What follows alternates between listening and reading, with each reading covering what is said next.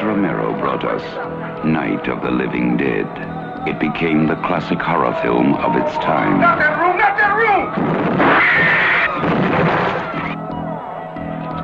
Now, George Romero brings us the most intensely shocking motion picture experience for all times. It gets up and kills. The people it kills get up and kill. This situation must be controlled before it's too late. They are multiplying too rapidly.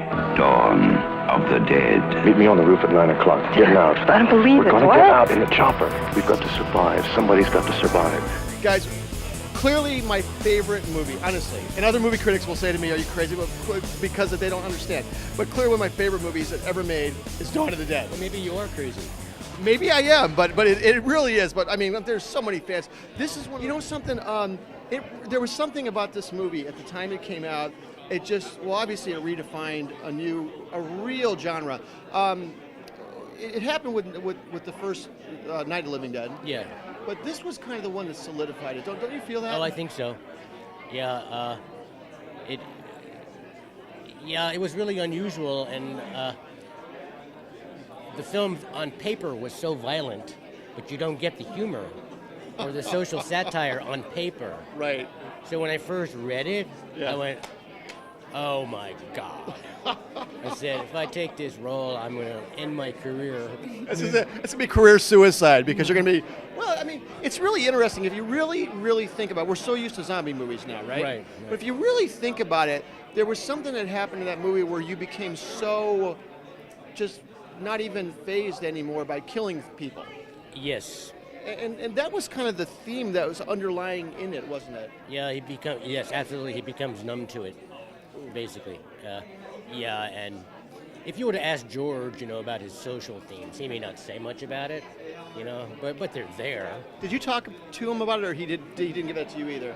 No, we talked about it, and it became obvious when we were on the set after a while, and the shooting, what was going on, and went, oh, I get what's going on here. Oh. That was interesting. Were you almost the bad guy to George? Was I what? Kind of, were you guys, you and Ken, kind of the bad guys to George in a way? I mean, you're the good guys in the story. Yeah. But within the theme of the story... Oh, I see what you mean. Yeah. I didn't look at it that way. In the story, we're the good guys. Of course. But we do represent that sort of insensitivity, of killing anybody at all costs. But then, of course, the same thing is, what do you do next after we consume everything, right? No. We consume each other. You never really turned on each other. Never. No. No. Well, what you did on other humans, obviously, the bike game and stuff like that. But they wanted to... In the movie, people just became very primordial. They just kind of wanted to take from everybody else. There was no rules or anything. Right. You know what's funny about the movie? You've actually you've changed architecture in shopping malls because now on all escalators there's those little metal dots in the middle. I know. I've heard this. It's like, you know how that happened? No. Well, in the script it says Roger runs down the staircase. Okay. And we're up there, and I looked at the escalator and I said, George, what if I slide down? He went, what? I said, slide down. Just have somebody spot me at the bottom so I don't break my back. Yeah. And he went, okay. And he just moved the camera to the bottom. Dude, every time I'm on an escalator now, I look at the dots and I go, Oh, ouch. What would Roger do? Ouch. Try to catapult himself off each one. When you got Dawn of the Dead, when you first, obviously the script was a big shock, but what was this? There was nothing like this. Once again. Yeah. So how did you? Were you approaching it like it was kind of a SWAT type of movie, or what was your thoughts in it? Well, I can tell you how I approached the character. Would that help? Roger, absolutely, yes. Okay. So I got the script, and I'm not like this big. The commentary. The image that George told me that he had was not during the audition. But I think when he wrote it was a big hulking. So when I first read it, you're not a big guy though, compared to Ken especially. No, right. So if I take this, my take on it was that the only work that Roger could do, because he likes to live on the edge, he likes to live in the extreme, and that's where he feels alive. Yeah. So that he was actually an ex-Marine sharpshooter.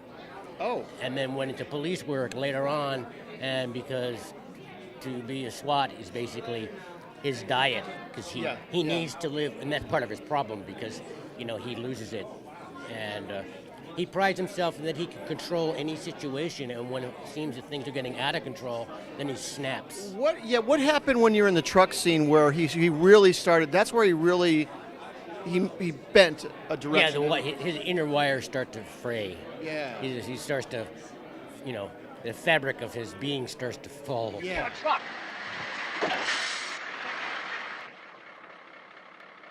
All right, Trooper. You better screw your head on. Yeah, come on. Let's go. I mean it, man. Now, you're not just playing with your life, you're playing with mine. Now, you straight?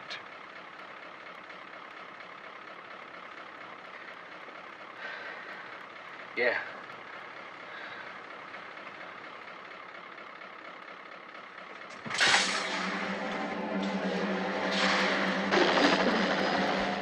Well, he doesn't want to believe that, though. But did Ken's character snap him out of it, or no? Was he still there? Not fully, no. Okay. He just got him back in the game for that minute. Right. Okay. Yeah, but no, that was a big turning point in the film.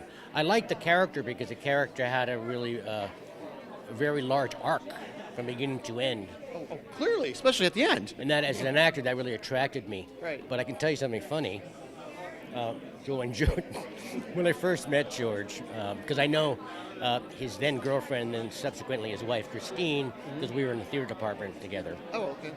So, and she said, she called me, said, George's coming to New York to cast his new movie, and I went, oh, great. Now I was into directing by then, so I wasn't really focused. Oh, it's interesting. Okay. So you weren't even going to be acting.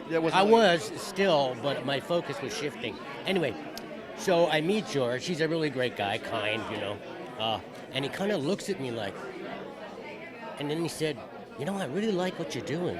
But there was this but of subtext. What's the but? And he said, you come on back. So I came back, I think a week later maybe. Yeah. Okay. So he looks at me again in a sort of quizzical way, and he said, I really like what you're doing. It's not what I had in mind. And I went, yeah. And he said, well, because I cast this guy that if I cast you, you're going to play opposite, and he's almost twice your size. You already cast Kenny. I know, but that works, doesn't it? Well, yeah. And it worked. And it came out of my mouth. You know what I said? No. I've never said this in an audition. I said, George, the audience is not going to give a shit after the first 5 minutes. And he laughed. You said that to the director of the movie. I did.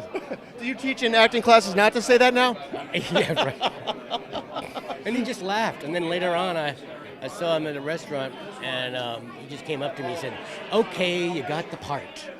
Is that the way he gave it to you? Yeah. He almost did the same thing, though. The whole process with him was kind of like, do I do it with this guy or not? Yeah. It's like, what was, what's it like today? It's been, since '78 when the movie came out, and you got these people that love the movie. Yeah. Is that a gift or a curse?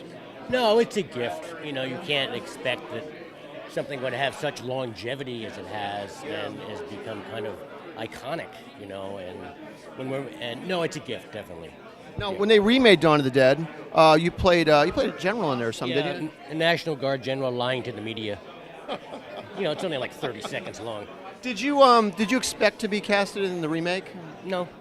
Was it kind of was it, what was that like? Were you kind of just like in there and out? Did it bring back anything or not? No, it was actually a good experience. I was there for a couple of days, and then met Eric Newman, the producer, right, and Zack Snyder, who was directing it. And actually, as I understand, it was Zack Snyder's first feature film. It was, yeah. Yeah, because he was doing really high-end commercials. Anyway, no, it was a good experience. They asked me to do it, and Kenny and Savini, just for the fan base. It was obvious to us why. It was a marketing thing. Yeah, sure, and I was fine with that. We were excited actually to see you in the movie, see you guys come back in the movie. I actually liked the remake. Of all remakes that I've seen, Zack did a good job. It's a different film, but but I liked it. Well, you have running zombies. Well, I don't think you can. How can you emulate Romero's humor?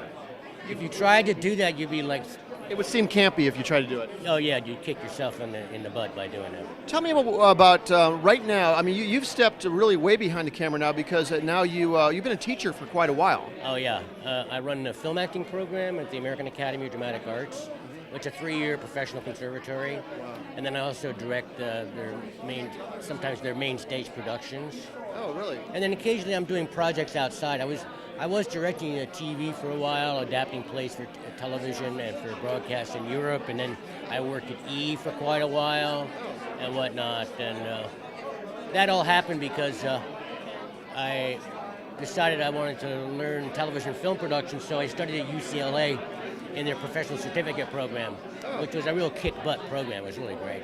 Is that a 2-year program? Yeah. Okay. Very intense. Yeah, very great. I loved it. Why did you decide to teach kids? What was it about teaching that? Is that part of an actor, the giving of an actor that makes a great actor, makes you a teacher too?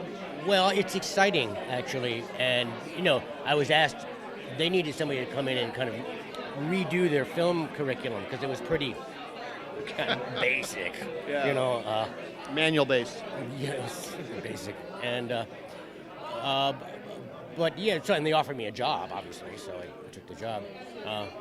But it's really exciting to see people grow, and when they overcome obstacles or to do things they think they actually can't do because, being an actor is actually very challenging when you really start to get into the depth of the training because you have to face a lot of stuff about yourself. You be fearless, don't you? Oh, yeah. And there's a lot of fear attached to it in the beginning, so it's helping people get over their own obstacles and give themselves permission that they are actually creative people. Rather than, I need to be right, I need to be perfect. All of that inner monologue keeps... Because as a teacher, you have to really teach all the aspects and really get into the specifics of acting. Right. Does that make you as an actor a better actor? Or I think so. It would have to be, right? Oh, yeah. Because it keeps me tuned in all the time to what's important. And that's uncommon for actors. Actors are working for 3 months, off for a year, working for 4 months, off for 6 months, but you're literally in it. And how many years have you been doing this for now? Well, I started there in '93, but wasn't full-time. Some years I couldn't teach there because of outside projects I was doing, basically. But since '93, and I like it. It's a great collaborative environment. It's very non-political, and it's good. Yeah, it's really cool. It's good. Now, you've got tons of fans out there, and they want to find you.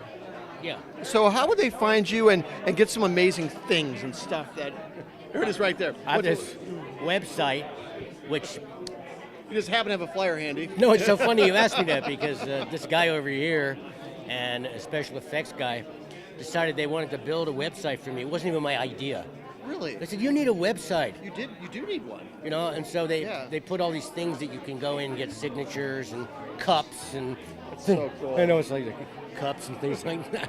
This is awesome. Do you know how many copies of Dawn of the Dead I probably own now? No, I have no idea. There must be 100. Really? I just bought this Arrow edition. Actually, you signed it for me yesterday. Yeah. From Europe, a PAL version that will play on a special player. Wow. Well, once again, Scott, thank you so much for taking time with us. It was fun talking to you. Your fans are gonna love seeing you on camera. We really want to see you on camera again. Yeah. You've been teaching us time. No, I've been. Funny you bring that up. Not funny, but I've been getting that message from a lot of people. Not just fans, but people that I work with. They say, why don't you go back into acting? And you're older now, character actor, There are roles for you, and we would love to see you out there. I want to see you try to slide down an escalator one more time with the bumps on it. Yeah, me too. I could still do it. Well, we're going to have to set that up. I'm going to look for escalator right now. Just call me and I'll show up. You got it. Thanks, brother. I appreciate it. Thank you so much.